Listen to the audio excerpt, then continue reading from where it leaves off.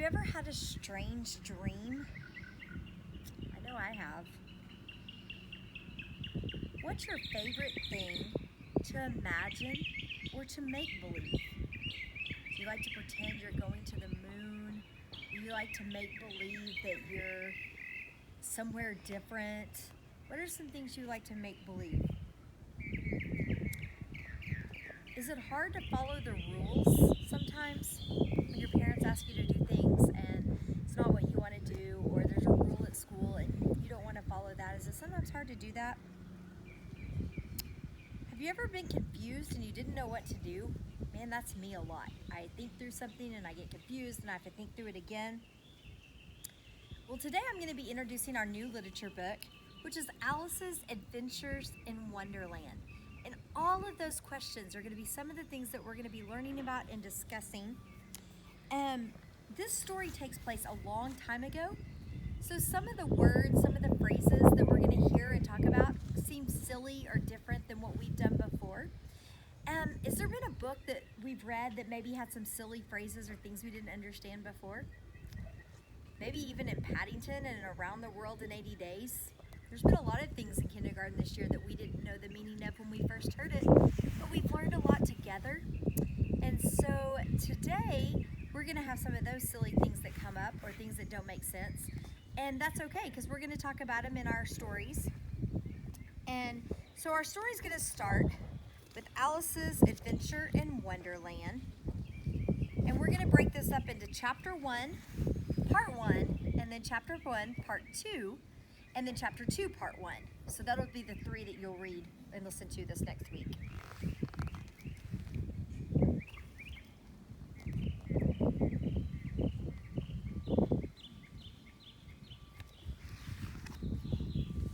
All in the golden afternoon, full leisurely we glide, for both our oars with little skill by little arms are plied, while little hands make vain pretense our wanderings to guide. Ah, cruel 3 in such an hour, beneath such dreamy weather, to beg a tale of breath too weak to stir the tiniest feather. Yet what can one poor voice avail against 3 tongues together?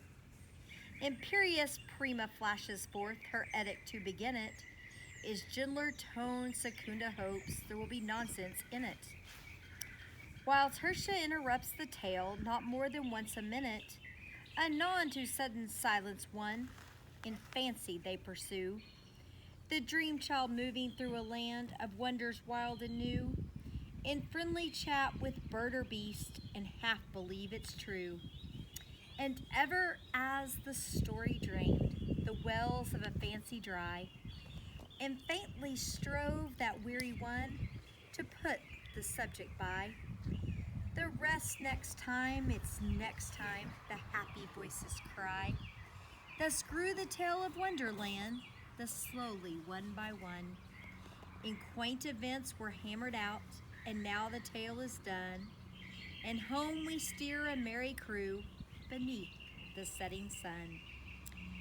Alice a childish story take, and with a gentle hand lay it where childhood's dreams are twined in memory's mystic band, like pilgrims whither of wreath of flowers plucked in a far-off land.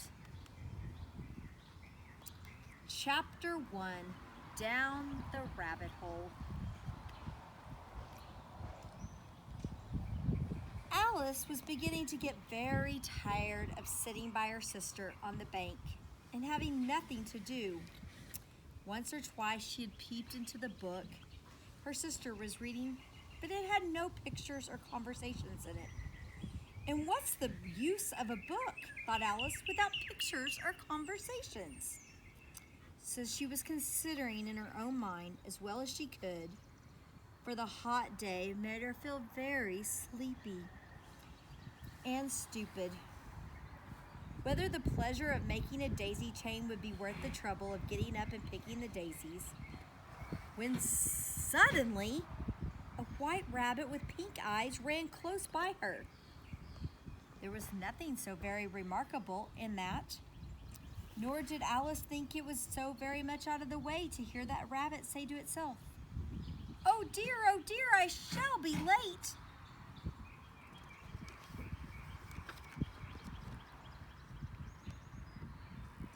When she thought it over afterwards, it occurred to her that she ought to have wondered at this, but at the time it seemed so natural. But when the rabbit actually took a watch out of his waistcoat pocket and looked at it and then hurried on, Alice started to her feet, for it flashed across her mind that she had never before seen a rabbit with either a waistcoat pocket or a watch to take out of it. Burning with curiosity. Curiosity, do you know what that means? Curiosity means that you want to find out more about what's going on. You want to study and ask questions and learn and figure out what's happening. So she ran across the field after it. Fortunately, she was just in time to see it pop down a large rabbit hole under the hedge. Down went Alice after it, never once considering how in the world she was to get out again. The rabbit hole went straight on like a tunnel for some way and then dipped suddenly down, so suddenly that Alice could not stop and found herself falling down a very deep well. Either the well was very, very deep or she fell very slowly, for she had plenty of time as she went down to look about her and to wonder what was going to happen next. First, she tried to look down and make out what she was coming to, but it was too dark to see anything. Then she looked out the sides of the well and noticed that they were filled with cupboards and bookshelves, and maps and pictures hung upon pegs. She took down a jar from one of the shelves as she passed. It was labeled orange marmalade. Now, where have we heard about orange marmalade before? Was it when we read Paddington, The Adventures of Paddington? Paddington loved marmalade, didn't he? Well, Alice had found a jar of marmalade, but to her great disappointment, it was empty. She did not like to drop the jar for fear of killing somebody, so she managed to put it onto one of the cupboards as she fell past it. Well, thought Alice to herself, after such a fall as this, I shall think nothing of tumbling down the stairs. How brave they'll all think of me at home. Why, I wouldn't say anything about it, even if I fell off the top of the house, which was very likely true. Down, down, down. Would the fall never come to an end? I wonder how many miles I've fallen by this time, she said aloud. I must be getting somewhere near the center of the earth. Let me see. That would be 4,000 miles down, I think. For you see, Alice had learnt several things of this sort in her lessons in the schoolroom, and though this was not a very good opportunity for showing off her knowledge, as there was no one to listen to her, still it was good practice to stay it over. Yes, that's about the right distance. But where I wonder about latitude or longitude, I've got to. Alice had no idea what latitude was or longitude either, but I thought they were nice grand words to say. We've talked about latitude and longitude, haven't we? When we've looked at our globe, and longitude is the lines that run down the globe, and latitude was the lines that ran across as we studied our world. But Alice thought they were very neat words, but she didn't really know what they were. Presently, she began again. I wonder if I should fall right through the earth. How funny it'll seem to come out among the peoples that walk with their heads downward. The antipathies, I think. That's probably not the word. She was rather glad that there was no one listening this time, as it didn't sound at all the right word. Have you ever used the wrong word or made a mistake and you kind of felt silly? Sometimes it's easier to feel silly when no one's watching. She was rather glad there was no one listening. This time, as if it didn't sound like it was the right word, but I shall have to ask them, what's the name of the country? Please, ma'am, is this New Zealand or Australia? Remember, we've talked about the continents of Australia and the country of New Zealand. And she tried to curtsy as she spoke. Fancy curtsying as you're falling through the air. So is Alice being polite here? This was something that she did that made her polite. Do you think you can manage it? Do you think you could curtsy falling through the air? And what What an ignorant little girl she'll think of me for asking. No, it'll never do to ask. Perhaps I shall see it written up somewhere.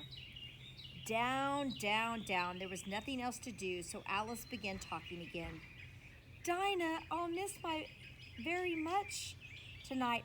I should think Dinah was the cat. I hope they remember her saucer of milk at tea time. Dinah, my dear, I wish you were down here with me. There are no mice in the air, I'm afraid, but you might catch a bat. And that's kind of like a mouse, you know. But do cats eat bats? I wonder. And here Alice began to get rather slippy and went on saying to herself in a dreamy sort of way, do cats eat bats? Do cats eat bats? And sometimes do bats eat cats? For you see, as she couldn't answer either question, it didn't much matter which way she put it.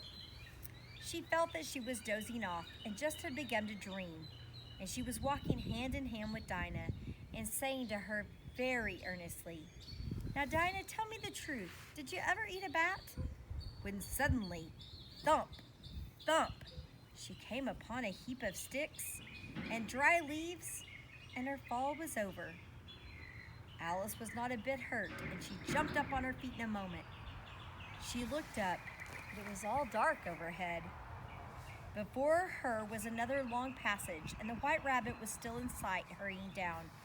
There was not a moment to be lost. Alice like the wind, and just in time to hear as it turned the corner, oh, my ears and whiskers, how late it's getting! She was close behind when she turned the corner, but the rabbit was no longer to be seen.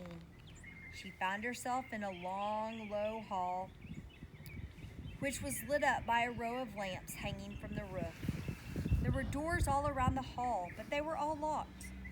When Alice had been all the way down one side and up the other, trying every door, she walked sadly down the middle, wondering how she was ever to get out again.